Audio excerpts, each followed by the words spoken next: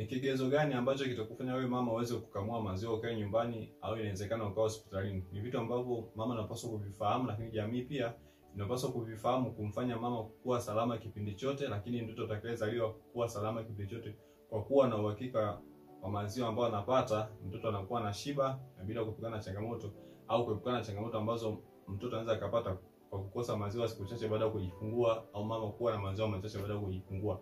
Sasa kuna vigezo kadhaa ambavyo jamii na mama wanapaswa kuvizingatia, au kama utaviona basi vyema mama ukae miongoni mwa watu ambaye utahusika moja kwa moja kwa kukamua maziwa ukiwa nyumbani au inawezekana ukaa hospitalini. Kigezo cha kwanza ambacho tunakiangalia mama ambapo atalazimika kukamua maziwa ni kigezo ambacho kama mama atakuwa amejifungua kabla ya wakati, maana mtoto wake ni mdogo zaidi. Huyu mama ataingia miongoni mwa watu ambao atahusika moja kwa moja kukamua maziwa ili kumpatia mtoto wake kwa njia ya mipira au kwa njia ya msaada kwa kupitia syringe ambayo mtoto atampatia akiwa eneo la hospitalini au inawezekana ikawa nyumbani. Lakini pia kwa mtoto ambaye amezaliwa na uzito mdogo chini ya kilogramu 200 au gramu 2000 ambayo mtoto atazaliwa nayo, maana mtoto amezaliwa chini ya kilo 2, huyu mama atahusika moja kwa moja kwa kukamua maziwa ili kuwa na uhakika wa kiwango cha maziwa ambacho mtoto anapata, lakini kuwa na uhakika kwamba mama anakamua maziwa ya kutosha. Mtoto ambaye amezaliwa na changamoto, inawezekana changamoto katika mfumo wa chakula au changamoto sehemu nyingine ya mwili wake inayomlazimu kuwa mbali na mama, yaani maana mtoto anahitaji special zaidi. Sasa ni wakati gani ambao mtoto anapaswa kula kama ametengwa na mama yake?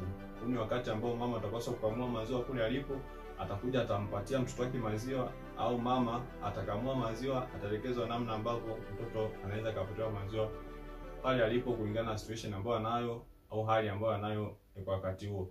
Hatopata nafasi ya kunyonyesha zaidi, atampatia maziwa mtoto kwa kupitia njia ya kukamua maziwa. Kigezo cha 3 au cha 4 ambacho watu tunakiangalia, changamoto ambayo anaweza kukumbana nayo mama kwa upande wa kunyonyesha. Hem, tuchukulie mfano mama umejifungua alafu unakutana na changamoto ya kiafya ambayo unayo.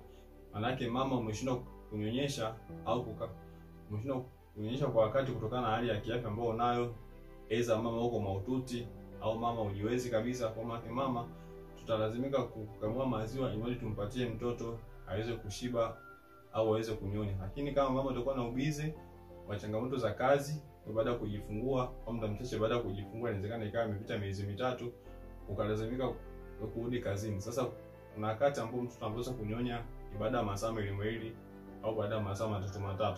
Sasa kutokana na ubizi wa kazi au ratiba yako inabana, kwa mama mtoto atapata nafasi ya kunyonya. Kwa namna bora